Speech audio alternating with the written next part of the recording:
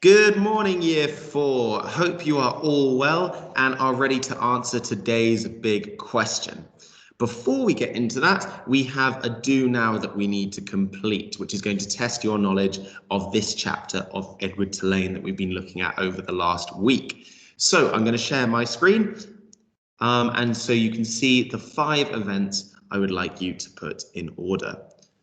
So, the witch counted 3,626 gold coins. The princess threatened the witch. Pellegrina stared at Edward. The cook found the ring, and the beautiful princess was turned into a warthog.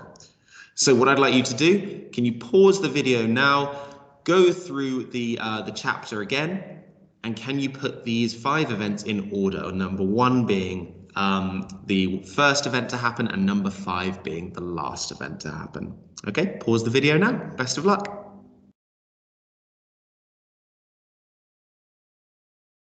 Right, hopefully that's given you a few minutes to go through the text again and complete that part of the do now. So let's go through the answers. Here we go. So, of course, event number 1 is that Pellegrina stared at Edward. Feel free to tick these as you go along, or cross them if you got them incorrect.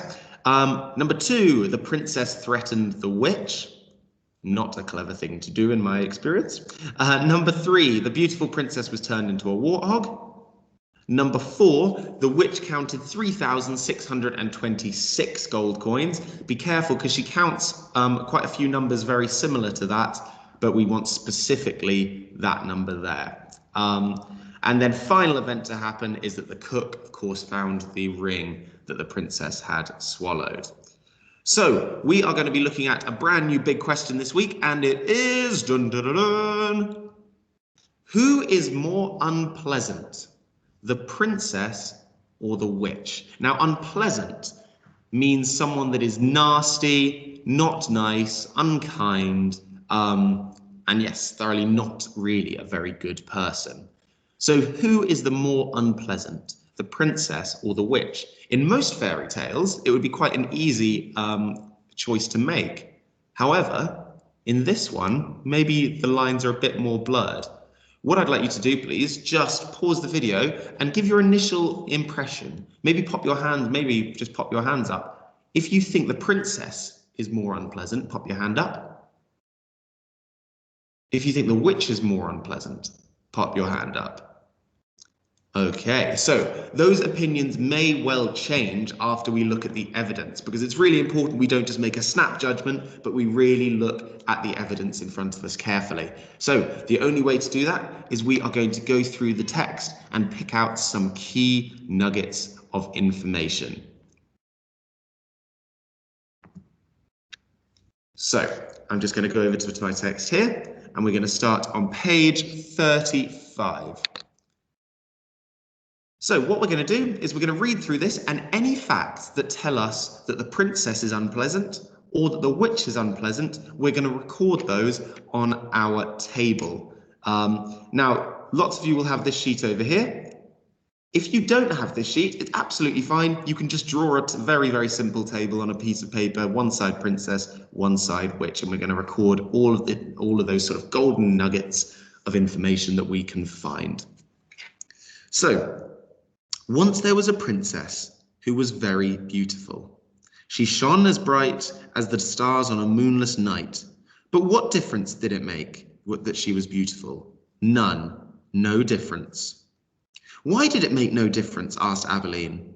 Because, said Pellegrina, she was a princess who loved no one and cared for nothing for love, even though there were many who loved her.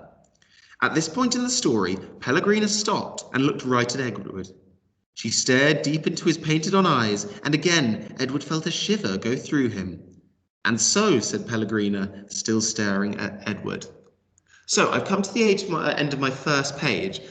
Can I find any facts there that say either the witch or the princess is unpleasant? Well, we haven't come across the witch yet, so nothing there. However, there is something really striking that I've seen. So Pellegrina says she was a princess who loved no one and cared nothing for love. So I think that definitely tells us that she's quite an unpleasant, maybe quite a cold person as well. So I'm going to go over to my table here and I'm going to put that exact quote. Loved no one and cared nothing for love. And now that I've put that quote, I'm just going to explain it and just say cold, uncaring person. So we've got our first fact, which is going on the side of the princess. Now, the next page we're going to do together. So each time you find a fact from this page, from page 36, that you think is worth putting down, which shows either that the princess or the witch is unpleasant, why don't you can feel free to pause the video and pop it down, or wait till the end of the page. So let's read through this together. What happened to the princess? Said Abeline. And so, said Pellegrina, turning back to Abeline, the king, her father, said that the princess must marry, and soon after this, a prince came from a neighboring kingdom, and he saw the princess, and immediately he loved her. He gave her a ring of pure gold. He placed it on her finger. He said these words to her, I love you. But do you know what the princess did? Abeline shook her head. She swallowed the ring. She took it from her finger and swallowed it. She said, that's what I think of love, and she ran from the prince. She left the castle and went deep into the woods. And so what? Said Abeline. What happened then? And so the princess became lost in the woods. She wandered for many days. Finally, she came to a little hut and knocked on the door. She said, let me in, I'm cold. There was no answer. She knocked again. She said, let me in, I'm hungry.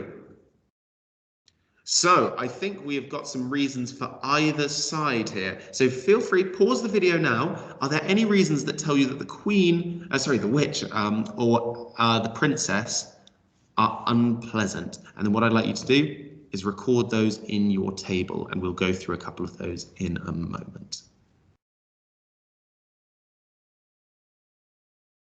So hopefully you've got a couple of ideas there. So I found one for the princess and one for the witch.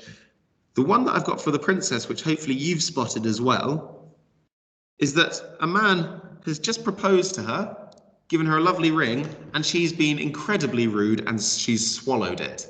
So that would definitely be a reason that I put on there, on our table. So I'm going to say, she swallowed engagement ring. And I'm going to say that means that she is rude. Remember, this doesn't need to be in full sentences yet. That's going to be for your big question. At the moment, all you need to do is just make sure that you've got those key facts ready for when you're writing this. And then for the witch, maybe you guys spotted this one too. Hopefully you did. Although we haven't actually been introduced to her, the princess knocks on the door. It says, I'm cold, I'm hungry, but there's no answer. Now, what does that tell you about the witch if there's no answer? Well, I would say the fact that she says that she's cold, says that she's hungry, and the door still isn't opening, that would tell me that the witch is actually being pretty rude. So I'm at this time going to go across to this side of the paragraph, this side of the table, and I'm going to put ignored the princess when she was in need of help. And that sort of shows to me that she's uncaring and maybe a bit uncompassionate as well. So already we've got a couple of really, really excellent facts here. What I would like you to do, please, I'm going to leave it all up to you now. I'd like you to go through the rest of the chapter just like I've done here. Find any points, feel free to circle or highlight or underline any points that you think proves that the witch or the princess is the more unpleasant. And hopefully by the time you've finished, you'll have a big table full of different facts and quotes. So pause the video now, and then we'll go through some answers at the end Off you go.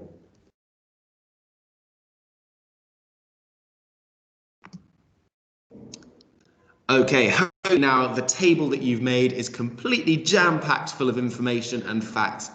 So let's go through some that I came up with. So we'll do the princess first, actually. So the princess was proud that she didn't love anyone. She swallowed the prince's gift, which we've already discussed. She demanded that she be let into the wooden hut, of course. She didn't ask politely. She is spoilt as she demanded help, and she also used her father's power as a threat, saying that if you don't help me, he's going to do something to you, which is not particularly nice. And then for the witch, she reluctantly let the princess in. So she didn't really want to, but she sort of just did it. She did not help the princess and told her problems were not her concern. She turned the princess into a warthog, of course, which is probably the main one you'd take from that. She only cared about counting gold. And finally, she spoke to the princess very abruptly, so in a rude kind of way. So hopefully you've got at least some of these, and I'm sure you've got many of your own as well that I haven't noted. So what I'd like you to do now, pop your hand up as well. At the beginning of this, I asked you who you thought was more unpleasant out of those two characters. And it'll be interesting to see that now that we've collected the facts, whether that changes. So put your hand up if you think the princess is the more unpleasant, and hands up if you think the witch is more unpleasant. Okay, well, it'll be interesting to see, has your mind changed after looking at the facts? So now it is time, of course, to write your big question. I am really not a fan of the princess in this chapter, so I've started with, in my opinion, the princess is more unpleasant because she is very spoiled and expects everyone, including the witch, to do as she says. In addition, she also threatens the witch because she says that my father is a very powerful king. You must help me or there will be consequences. What is more, she also is very rude to the prince because she swallows his beautiful gift of a pure gold ring and tells him that is what I think of love. Moreover, she stamps her feet, which shows that she is spoiled. Finally, she loves no one and seems proud of it, which is not pleasant. However, you could argue that the witch is a more unpleasant character because, or as, and then you can carry on from there. So, I've given loads of really great reasons here. In red, I've got all of my fronted adverbials and sentence starters. Feel free to pinch those. Absolutely take one or two of them because they're really good ways to start your sentences when debating or giving your point of view in an argument. The bits in black are quotes. So that's if you find something that you couldn't put in words better yourself, in your own words any better, you just put the quote marks around the edge, and actually it provides a really good sort of bit of information and really helps your cause. Don't try and do it every sentence, but one or two quotes in your answer would be great. And then remembering also to consider the other side of the argument. And if you're feeling really clever, giving one side of the argument, but then explaining why that's wrong. So you're kind of still showing that your opinion is correct. So guys, that is all that I have got to say. I'm going to leave this big question on your screen. You will remember have the whole table on this sheet here to help you. You've got my reasons that I came up with here in case you missed any, and you've got my big question to help you. So guys, pause the video now, write your big question, and then we will feed back at the end. So resume the video once you've finished your big question. Off you go, you guys.